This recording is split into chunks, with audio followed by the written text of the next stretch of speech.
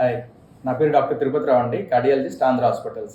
ఈరోజు మనం మాట్లాడుకునే టాపిక్ పోస్ట్ హార్ట్ అటాక్ తర్వాత ఎంత వ్యాయామం చేయాలి.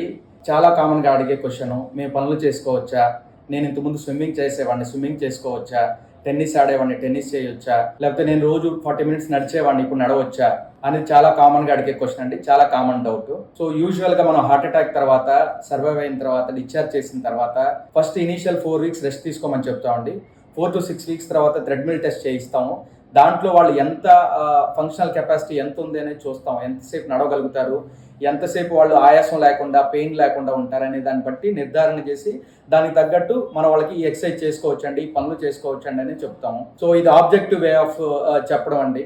లేదా 4 to 6 వీక్స్ తర్వాత కొంచెం నిదానంగా 500 మీటర్స్, 1 కిలోమీటర్, 2 కిలోమీటర్స్ అలా గ్రాడ్యువల్గా పెంచుతా అని చెప్తామండి. ఏదర్ థ్రెడ్మిల్ లేదా నిదానంగా చేయడం. Thank you.